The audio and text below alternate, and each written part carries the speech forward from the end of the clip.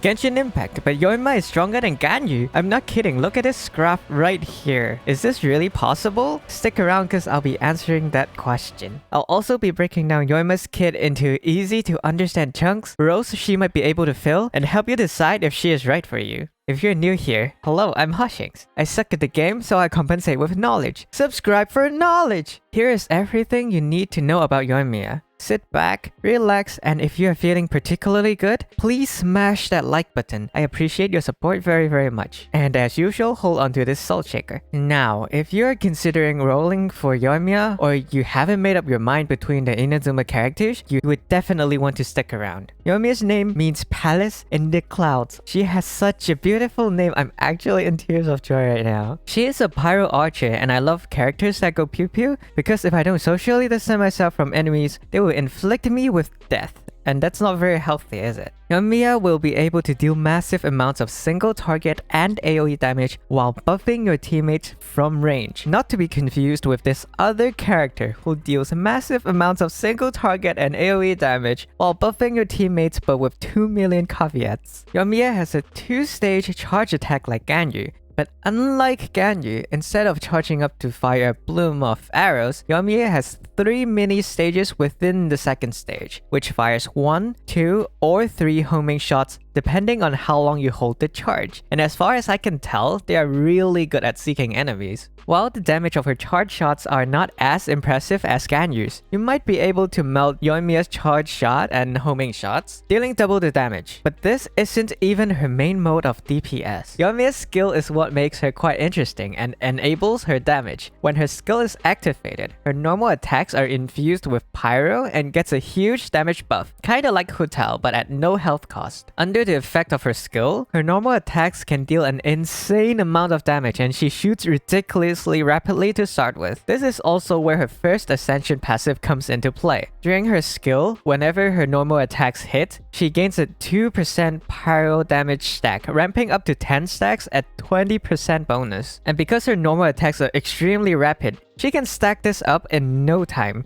These stacks also come back into play with her Ascension 4 passive, and we will get into that in just a bit. She won't be able to use her homing arrows during her skill, but why would anyone do that when you have a pyro machine gun? If you like Yoimiya and are considering pulling for her, comment Yoimiya come home and I'll personally wish you good luck. I'm pretty convinced the bulk of her damage will be coming from her normal attacks during her skill, but unfortunately her skill only lasts 10 seconds and its cooldown is 18 seconds. However, this is when your supports come in, because using your skills and ults can easily take up to 8 seconds. And if they don't use up the 8 seconds, you can use Yoimiya's charge shots, and her ult is also where her supportive capabilities come into play. When you use Yoimiya's ult, she jumps into the air and shoots a barrage of fireworks in front of her, dealing a decent amount of pyro damage and marking one enemy with a mark. When Yoimiya's allies damage the marked enemy with pretty much anything other than weapon passives, the mark would activate and explode, dealing AoE pyro damage. This can happen every 2 seconds, and if the enemy dies, it will transfer to another one nearby. You might want to group your enemies with certain anemo characters to trigger and take advantage of said AoE, and with Yoimiya's first Constellation,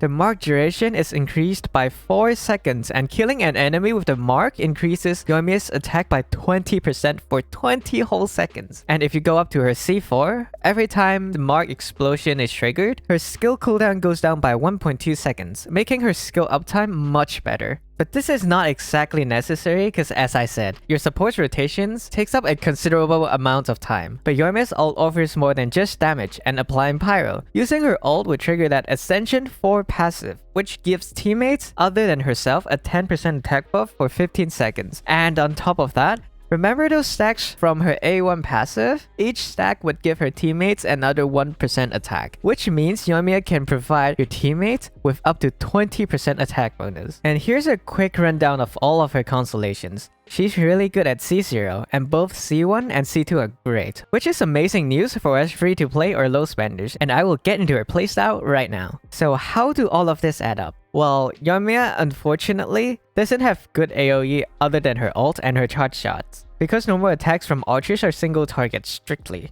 But that is not the end of the world. I have 2 ideas on how she might be able to compete or even surpass some of the current top DPS characters. In some leaks, it looks like her infused normal attacks are capable of AoE, though I don't think she would even need AoE in her normal attacks to deal with groups of enemies, surprisingly, because her normal attacks are insanely strong to begin with. Looking at some math I did, she might just be the strongest single target DPS ever, surpassing that of Diluc and maybe even Ganyu in some cases. Her damage would also be consistent through time, which is amazing. She's gonna mow down groups in no time and kill bosses fast. And with the extra AoE damage from her ult and team attack buff, she is definitely capable as a main DPS. Not only that, I anticipate her to be applying pyro to enemies insanely fast. So instead of vaporizing or melting her own attacks, though she probably can, she might be better as an enabler that enables your teammates' reactions. And of course, vaporize or melt are the obvious ones, but I think Overload might actually be one of the best reactions for her for a few reasons. If you didn't know, Overload does AoE pyro damage, and the damage was buffed recently. So if we group enemies up a bit, sprinkle some electro attacks in there with Fischl or maybe even the Electro Traveller, which is insanely strong and I'll be covering them soon. Subscribe to catch that. And now you're dealing insane damage to the primary target and explosions to surrounding enemies to create the best fireworks show. Machine guns, homing missiles, and fireworks, Yoimiya might just be the killing machine you need. If you're looking for a consistent pyro range DPS character, Yoimiya might be for you. If you're looking for a pyro burst support,